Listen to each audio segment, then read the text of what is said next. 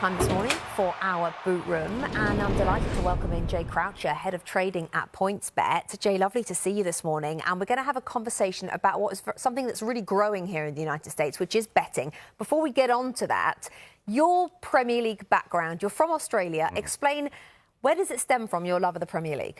So the Premier League's huge in Australia. We've got a lot of ties to England naturally, and I grew up a huge Arsenal fan. In better times for Arsenal, 2002 FA Cup where Ray Parlour and Freddie Ljungberg scored. That was my introduction to the Gunners. Then we had the Invincible season. Hasn't been so good since then, but yeah, huge Premier League fan. So you picked Arsenal because at the time they were the best team? Yes, I did. Yeah, I got into Robert Pires and Thierry Henry and that team, and then Cesc Fabregas beyond that. So yeah, a lot of my friends, they jumped on Chelsea and Liverpool, and they're probably in a better spot now than I am. Well, I was going to ask you, I suppose back then you didn't expect to go so long after those good years to really get back to the top of the table. Are you struggling with the Arsenal right now? Yes, but it's good to take your lumps, I guess, because, yeah, to jump on the bandwagon, I feel like I've been punished for that. But now the team is at least on the rebound. I think under Arteta, they're looking a lot better. But, yeah, still a ways to go before we get back to 2004. I always think, unless you have the tough times, you can't enjoy the really good times, or in your case, the absolute other way around. OK, so that's the Gunners. We're going to get on to the actual odds for this season in a second. But just talk to me a little bit about betting in the United States, because in Australia, I know it's very big. Certainly in the United Kingdom, there's a betting shop on almost every street corner. It was very much a culture growing up across football and all sports, lots of horse racing as well. The United States, something that I thought was interesting when I first moved here all those years ago, it wasn't really that much of a big deal, but it's growing, isn't it, Jay? It is growing. When I got to the US 2.5 years ago, just words like spread and money line and total, they just weren't really part of the vernacular, how you consume sports. Whereas in Australia and in the UK, it definitely is. I remember when, Arsenal beat Villarreal in 2006 in the Champions League semi. Then I'm thinking in my head, what are their odds going to be against Barcelona?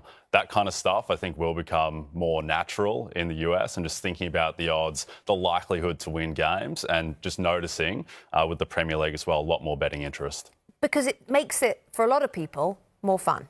Definitely, and it just positions, how likely is something to happen. So when we talk about Leicester City winning the title in 2016, how unlikely was that? Well, betting can quantify it. It was 5,000 to 1. And so I think just thinking about the game in those terms, how likely is something, putting odds to it, can make the story more compelling. I want to pick you up on that Leicester City story, because I think I must have said that 300 times, that there were 5,000 to 1 that year. Do you think because of Leicester City, we will never see odds that long ever again, even for a newly promoted team?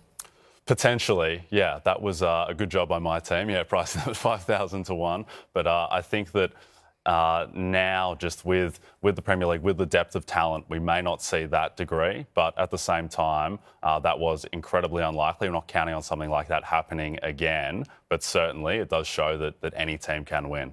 With the increased popularity of betting across the United States, it's different from Australia and the UK because of the different rules in the different laws in the different states. How do you go about navigating that, Jay? It is difficult. It is a strange one, whereas Australia, it is largely more national, whereas here it is state-specific. But at the same time, it's not too different. Premier League betting in every state that's legal is going to be pretty similar. And do you think that as the years go by, every state will eventually become on board? I wouldn't put my money on every single state, but that would be the hope. But certainly more and more we expect will take it up. OK, interesting. Right, let's get on to the odds, shall we? I know a lot of people out there are really interested. Let's start with the title odds. We know it's going to be a 3-horse race. How quickly did you take it to a 3-horse race? How quickly did Manchester United, for you, drop out? Yeah, well, they started reasonably well to the season, Man United, and we thought that it would be a 4-horse race coming in. But Man United, over the past 2 months, have kindly withdrawn their name from the race, and now we see it as City, Liverpool and Chelsea. We make City the favourite. I think the thing to look out for with City is that they haven't gotten the best out of Kevin De Bruyne, Jack Grealish, Phil Foden, Raheem Sterling, these types of players, and they're still top of the table despite that, so they have a lot of upside to come.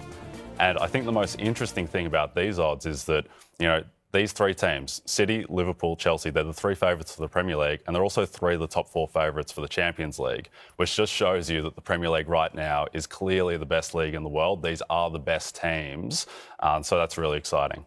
Now, the race for the top 4 is really exciting because it's got some names involved in it that we don't always see, the likes of West Ham United. Leicester City, of course, have been there the last couple of years. Spurs, Arsenal and Manchester United. So you've got United there as favourites to finish 4th. We do, yeah, despite the fact that they don't really deserve it based on what they've shown, but we think they've got a lot of upside to come. Before Thursday, my Gunners were the big mover, having rebounded from their typical standard annual crisis to begin the season. But now we see West Ham is just as likely as them to upset and steal that spot from Man United. I think the worry with West Ham, and it's been well chronicled, is just their lack of depth.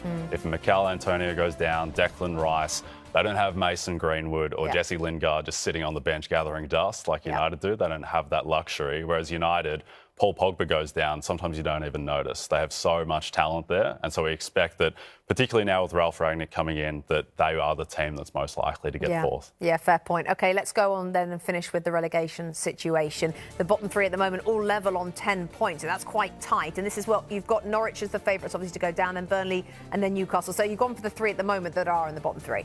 Yes, Norwich, they're the ones that have the most to worry about, we think, where they are bottom. I think that their talent probably just doesn't stack up to those other teams, and they need to start stealing points. So when they play Tottenham, right now we have them plus 210 to win or draw. So we think they're about a 30% chance to get anything out of that game, and they need to start getting those points where they're not supposed to. And then Newcastle, I think, are definitely the most interesting team in this mix, just because of the broader happenings around the club. The fact that we could have a super team, the next PSG in the championship next year. But getting that win yesterday was really important because, you know, as you guys discussed, they have a brutal run coming up. And so to get that win against Burnley, very important. Well, Jay, as they say, bookmakers are never wrong. So we are holding you to all of that. Thank you, Jay, so much for joining us. And no doubt you'll be back later on in the season. Thanks, Rebecca. Thanks there to Jay Croucher. That was this morning's Boot Room. Now, make sure that you download the PointsBet app. You can cash your Premier League bet when your team takes a 2-goal lead. New users can use the code FREEKICK to sign up today. Hi there, I'm Rebecca Lowe, studio host for NBC's coverage of the Premier League. Don't forget to hit subscribe to watch highlights all season long, and be sure to tune in for Premier League mornings every weekend at 7 a.m. Eastern. And for even more content, head over to Peacock, where we've got live games, original series and a dedicated round-the-clock Premier League channel featuring studio shows, classic matches and much more.